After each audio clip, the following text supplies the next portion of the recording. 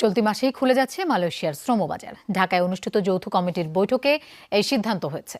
বৈধ রিক্রুটিং এজেন্সির তালিকা মালয়েশিয়ার কাছে হস্তান্তর করা হয়েছে। নির্ধারণ করা হয়েছে অভিবাসন ব্যয়। কর্মী নিয়োগে কোনো অনিয়ম করলে কঠোর ব্যবস্থা নেওয়ার হুঁশিয়ারি দিয়েছেন প্রবাসী কল্যাণমন্ত্রী। 2018 সালের সেপ্টেম্বর মাস থেকে অতিরিক্ত অভিবাসন ব্যয় সহ নানা অভিযোগে বাংলাদেশ থেকে কর্মী নেওয়া বন্ধ করে দেয় মালয়েশিয়া সরকার।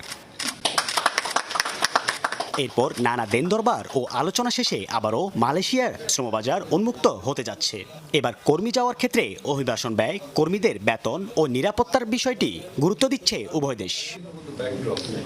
সকালে প্রবাসী কল্যাণ ও বৈদেশিক কর্মসংস্থান মন্ত্রণালয়ের যৌথ ওয়ার্কিং গ্রুপের বৈঠক অনুষ্ঠিত হয়। বৈঠকে চলতি মাসেই মালয়েশিয়াতে কর্মী পাঠানোর সিদ্ধান্ত হয়েছে। অভিবাসন খরচ 1,60,000 টাকার নিচে হওয়ার আভাস দিয়েছেন প্রবাসী কল্যাণ। তো চলুন ভিডিওটি শুরু করব। তার আগে অবশ্যই আপনাদের কাছে ছোট্ট একটি অনুরোধ থাকবে, আপনি যদি আমাদের চ্যানেলে নতুন হয়ে থাকেন অবশ্যই চ্যানেলটি সাবস্ক্রাইব করে রাখবেন, কারণ আমাদের এই চ্যানেলে আমরা প্রতিনিয়ত মালয়েশিয়া দেশের পাশাপাশি বিভিন্ন দেশ সম্পর্কে আমরা ভিডিও দিয়ে থাকি। তো চলুন বন্ধুরা, ভিডিওটি শুরু করা যাক। মালয়েশিয়া কলিং ভিসা এবং মেডিকেল সংক্রান্ত বিষয়ে প্রবাসী কল্যাণ ও বৈদেশিক কর্মসংস্থান প্রতিমন্ত্রী নুরুল হক নূর যে সুখবর দিয়েছেন তার বিস্তারিত আপডেট তুলে ধরছি আপনাদের জন্য। দীর্ঘ প্রতীক্ষার পর অবসান ঘটিয়ে বাংলাদেশের হাজার হাজার কর্মীর জন্য আবারও মালয়েশিয়ার শ্রমবাজার খুলতে যাচ্ছে।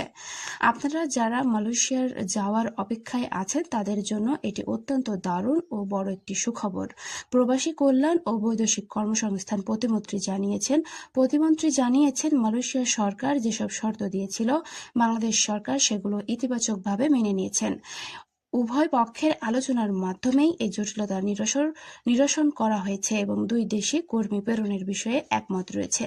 প্রতিমন্ত্রী নুরুল হক নূর আরও জানিয়েছেন এই ঈদ উল ফিতরের পরপরই মালয়েশিয়ার কলিং ভিসার কার্যক্রম পূর্ণাঙ্গভাবে চালু হওয়ার সম্ভাবনা রয়েছে।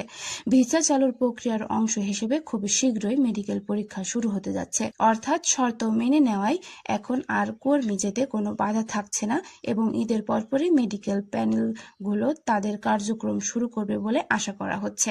তবে এই সময় এসে কোনো প্রকার গুজবে কান না দিয়েই সম্পূর্ণ সতর্কতা অবলম্বন করা অত্যন্ত জরুরি। অনেক অসাধু চক্র এই সুযোগে পাসপোর্ট বা টাকা পয়সা জমা দেওয়ার জন্য আপনাদেরকে প্রলোভন দেখাতে পারে। এ ধরনের প্রতারক থেকে সবাই দূরে থাকবেন। যখন সরকারিভাবে কলিং ভিসা কার্যক্রম আনুষ্ঠানিকভাবে চালু হবে এবং মেডিকেলের নির্দিষ্ট তারিখ ঘোষণা করা হবে তখনই যাচাই বাছাই করে নিয়ম অনুযায়ী বৈধ এজেন্সির মাধ্যমে নিজ নিজ প্রস্তুতি সম্পন্ন করবেন। মালয়েশিয়া কলিং ভিসা ও নতুন আপডেট সম্পর্কে বিস্তারিত জানতে অবশ্যই আমাদের চ্যানেলটি সাবস্ক্রাইব করে রাখুন।